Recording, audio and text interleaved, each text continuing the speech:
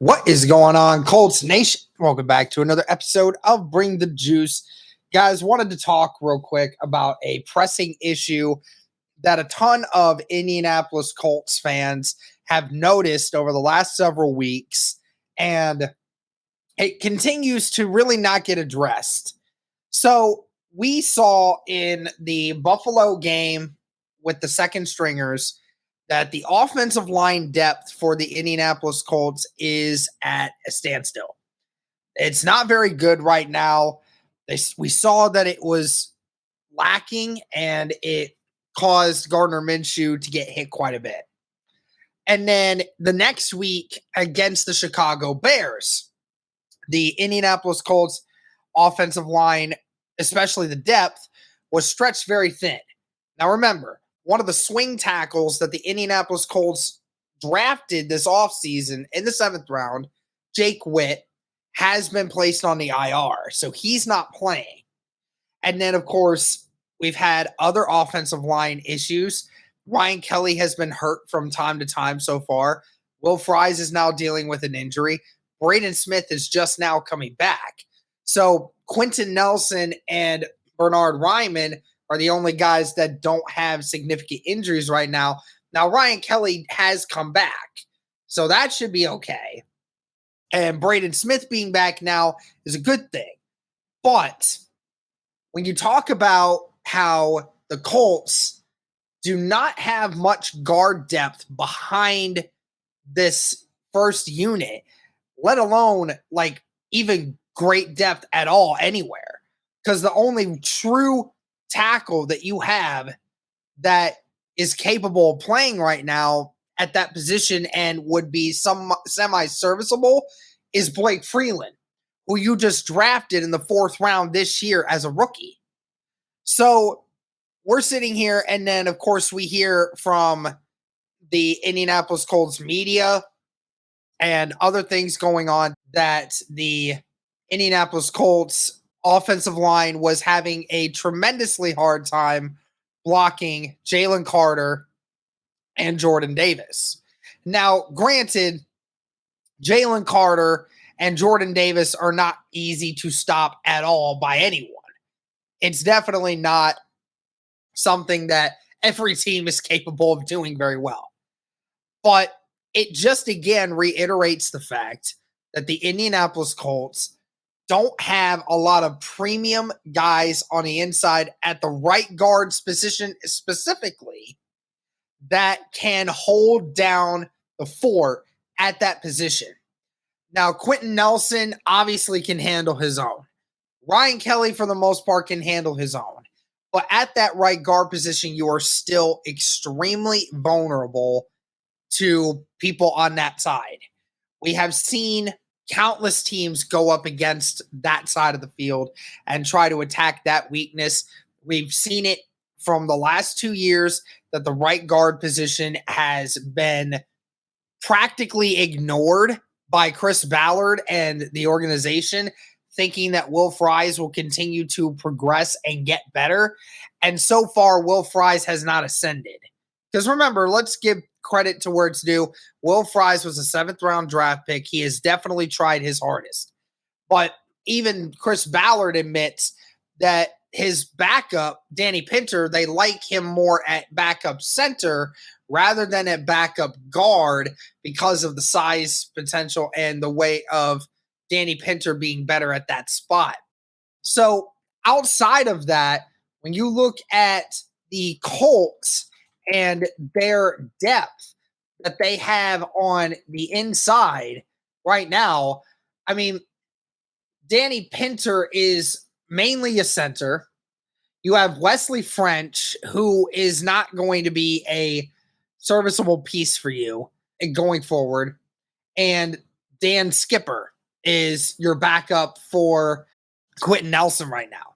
And then Emil Akire, the guard that we got as the undrafted free agent out of Alabama, people say he's been doing really well, but he has struggled mightily adjusting to the NFL and doing all of this. So the Indianapolis Colts are definitely in a world of trouble with The only real serviceable piece that they have to back them up is Danny Pinter and Blake Freeland. Now, Danny Pinter is primarily going to be center help, and Freeland is going to be a swing tackle that can play left or right, whichever one works.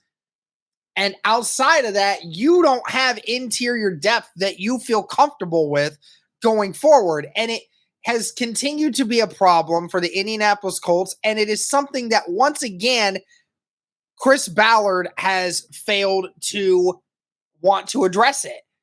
We have been saying it since the beginning of 2022 that the interior of the O-line and that Matt Pryor from that side before was not getting the job done. And so far, it has not been addressed and getting better. Now, when we look at some of the players who are still available, right, at interior depth especially, you look at guys like Jesse Davis from Pittsburgh, AJ Cann of Houston. Talk about the main person that everyone is talking about, and that is the Denver guard, Dalton Risner. That's been the name that everyone has been talking about. Everyone, including myself. We've said it several times. Dalton Risner, marked by most people as the best guard interior option left for you, is that one because he is still 28 years old. He has starting experience, and he was a serviceable offensive lineman last year and for the last several years for Denver, amongst an offensive line that most people said was utterly terrible, right? Risner was certainly far from great, but definitely a better substitute than what the Indianapolis Colts could have right now. Dalton Risner 100% could compete and take the right guard position spot right now for the Indianapolis Colts if he chose to do so. And you could have Will Fries as guard depth, Danny Pinter as center depth, and then Blake Freeland as tackle depth. You would feel much better about your circumstance if you indeed were to do that. Now, I will say this in defense of the Colts right now. Obviously, the roster cuts are coming up here this next week. So, roster cuts are coming up next week. You have the last week of games this week, and then teams cut down to 53 players. And that is when you're going to see a huge amount more of players getting cut. And there could be some surprise ones in there that the Indianapolis Colts could jump on if they were to do that. If they feel that they're just buying their time to see what the playing field is once the final roster cuts are made, then we can see if there's a better option. Now, as far as trade options go, I have seen people talk about the idea of trading for Zach Martin. Now, the couple reasons why I don't think it'll work. One being he has a pretty big contract right now. Yes, he's one of the best guards in football when he is healthy. But you're already having an issue with spending so much money on that front line. You're having an issue with it now. Now, I will say this. If you're able to get Zach Martin on a more team-friendly deal, if you're willing to work on the contract with the Cowboys, and you're able to trade for something decent and are able to get him over here with maybe like a 1 year or like a 2 year thing, then I would say that's not as terrible of a thing, because at least then you're knowing that you're going to shore up the offensive line for Anthony Richardson, who you need to make sure is protected as he learns to develop, right? That's what the biggest thing is making sure he's developed.